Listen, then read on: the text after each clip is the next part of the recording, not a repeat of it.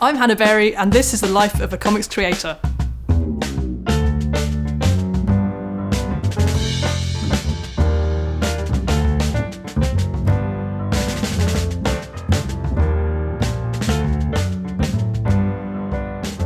I really love telling stories, be they in comics or be they just lying to people's faces. I really love making stuff up.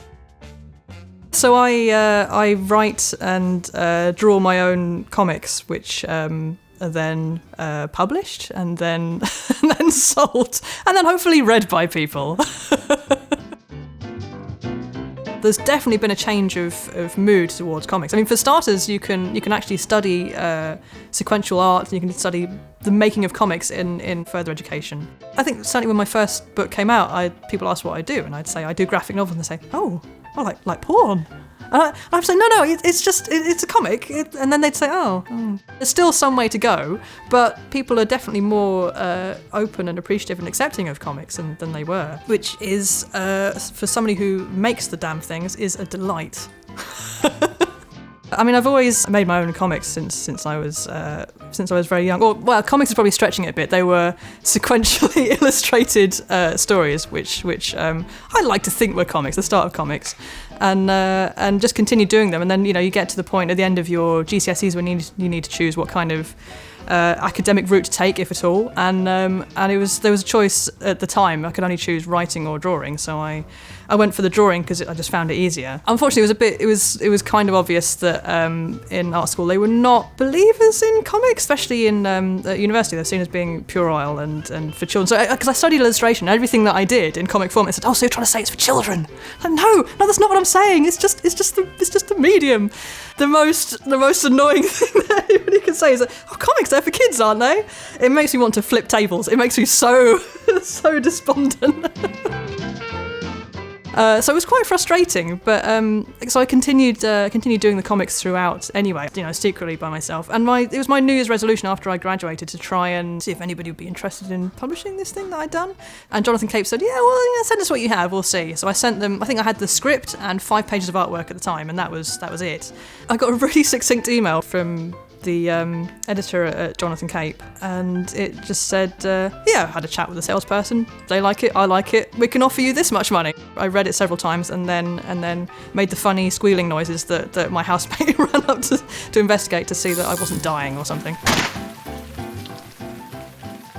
I mean, the thing that I love mostly about comics is just the versatility and the kind of experimental approach that you can take with them, and they're quite forgiving, I think, as a medium, because they are a medium, they're not a genre. And you can really go to town where you can play with the timing, and you can play with various sort of mechanical elements of it to really change the meaning. And they could be very, very subtle things, but as a reader you pick up on them either knowingly or unknowingly, and they do inform the way that you read the story. So you can keep it formal and sort of quite constricted, or you can just lose the kind of grid format entirely and go completely off piece and just go crazy. And it's just, I love the possibilities so much.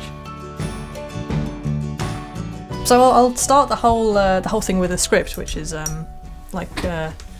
this kind of thing here, and I'll go through and I'll work out roughly where I want the page to end. So break it into panels, what I'd like to have in each panel, and then I'll move from here onto doing a kind of a very, very rough, like this kind of thing. And it's really, really loose, just to work out roughly which kind of angle to be pointing at and what I'd like to have in the panel. And then I'll I'll move from there straight onto the final piece of artwork. And then I'll sort of draw that and ink it as I go along. I'll paint on the final piece of paper because I'm a paper miser, and I'll use acrylic inks. But you can use them like watercolours, but I quite like to layer them up and make them sort of nice and murky. You can add a certain sort of depth to them, I suppose, in the way that you can't really do with watercolours. When I finish the page, I'll scan it in, and not that I make mistakes, but if I did, I'd correct them on Photoshop. So actually, it's all done by hand, apart from the last kind of final, just tidying bits and pieces, really, just to make it more legible to the reader.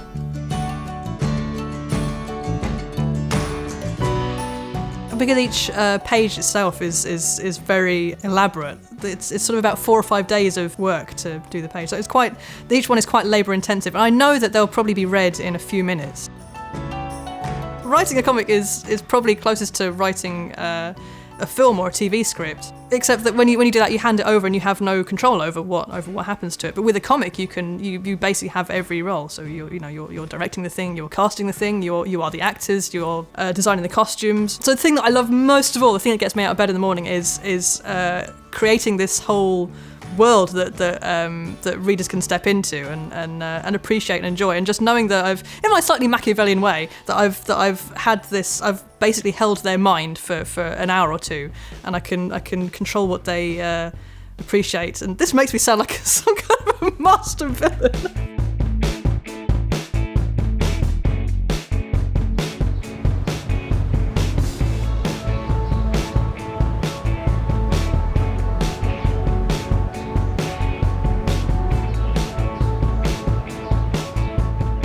It's nice to sit and work and to listen to podcasts and listen to the radio and stuff, but it can be mind-blowingly lonely every so often, and Twitter's just not cutting it.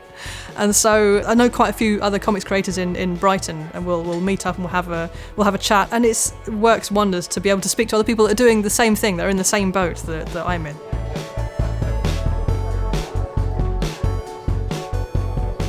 If you enjoy telling stories, then I think comics are for you. And then if you can write but not draw, then you can work with an artist. If you can draw but not write, you can work with a writer. But everyone that I know that does it just for the love of doing comics and the sheer joy of making comics and selling comics and talking to people about comics and meeting other comic creators and sort of there's a kind of a community that's sprung up around it just from this love of the medium.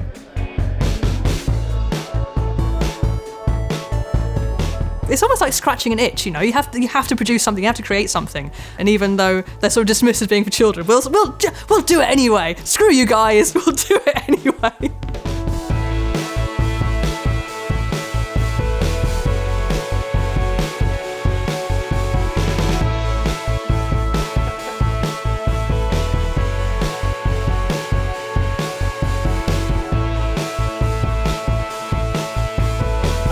Yeah.